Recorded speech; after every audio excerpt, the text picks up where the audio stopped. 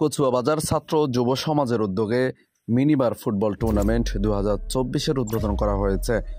শনিবার সন্ধ্যায় কচুয়া আহমদিয়া ফাজিল ডিগ্রি মাদ্রাসা মাঠে এই খেলার উদ্বোধন করা হয়।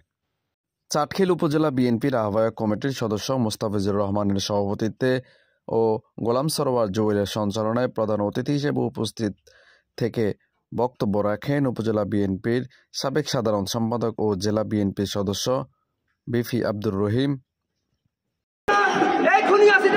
বাংলাদেশে পুনর্বাসন করতে দিব না এবং আমি মনে করি আমাদের সকল মা বোন সহকারে আমাদের ছাত্র যুবক ভাইরা বাংলাদেশ জাতীয়তাবাদী দলের সহকারে সকল নেতৃবৃন্দ যারা রয়েছে পাড়া মহল্লায় ঐক্যবদ্ধ হয়ে এই খুশিয়ানিয়া ফ্যাসিস্ট খুনি হাসিনার বিরুদ্ধে আর দিল্লির বিরুদ্ধে আমাদের খুনি হাসিনার বিরুদ্ধে সবাই ঐক্যবদ্ধভাবে কাজ করতে হবে।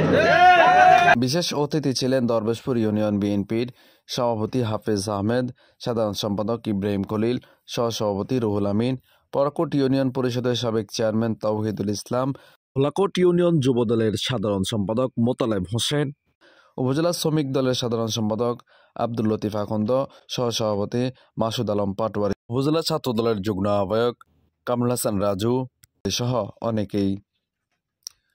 এ সময় উপদেষ্টা কমিটির সদস্যদের মধ্যে উপস্থিত ছিলেন আবদুল্লাহ আল মাসুদ, মোহাম্মদ শাহজাহান, মোহাম্মদ খোরশেদ আলম, মনির হোসেন বাবু, ফারুক হোসেন টাইগার, আব্দুর রহিম, মাসুদ আলম, আওলাদ হোসেন, আলী আহমেদ, জাবেদ হোসেন, আমির হোসেন, বেলাল হোসেন সহ অন্যান্যরা। আমি আমার সাধুবাদ জানাই। তো এখানে একটা কথা বলি যে এই ফুটবল আমাদের অনেক কিছু থেকে দূরে সরে রাখে। যেমন এই ফুটবল খেলা হলে সকল বয়সের জন্য যুবক বা শিশু বড় সবাই খুব সুন্দরভাবে গ্রহণ করে খেলাধুলা অনুষ্ঠিত হয়। সরকার যুব সমাজকে ধ্বংস করে দিয়েছে বিভিন্নভাবে।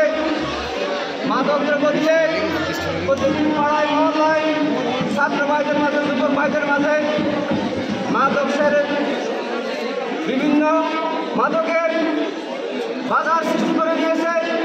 আমাদের যুবক ভাইরা এবং ছাত্র ভাইরা বিপদগামী হয়েছে।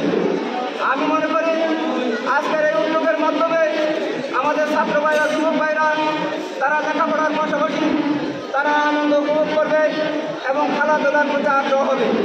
কিন্তু বিগত বিশেষ সরকার আমাদের খেলাধুলার প্রতি আগ্রহ সৃষ্টি না করে বিভিন্নভাবে আমাদের সাংস্কৃতিক অনুষ্ঠান, আমাদের খেলার বিভিন্ন খেলাধুলার যে সমস্যা ছিল, আমরা বিগত দিনে আমরা স্বাস্থ্য অবস্থায় জীবন পালন করেছি। আমরা ফুটবল খেলেছি, আমরা হাইডুল খেলেছি, আমরা ব্যাডমিন্টন খেলেছি। সেই সমস্ত বিষয়কে পরিহার করে তারা প্রতিটা এলাকায় পড়া মহল্লায় তারা মাদকের সর্বরাজ্য হিসেবে প্রতিষ্ঠিত করেছিল। আমি মনে করি আজকে আমরা বৈষম্য বিরোধী ছাত্র আন্দোলনের মধ্য দিয়ে এই দেশে গণতন্ত্র উন্মুক্ত হয়েছে এবং গণতন্ত্রের পরিবেশ সৃষ্টি হয়েছে। আমাদের প্রত্যেকের কথা বলার সুযোগ হয়েছে। আমরা মনে করি বাংলাদেশ জাতীয়তাবাদী দলের সকল নেতা কর্মীরা এবং বিভিন্ন পর্যায়ের নেতৃবৃন্দরা এখানে উপস্থিত হয়েছেন। এই ক্রীড়া অঙ্গনকে এই সংগঠনকে আমি মনে করি সকলের সহযোগিতায় তারা সর্বশেষ পর্যন্ত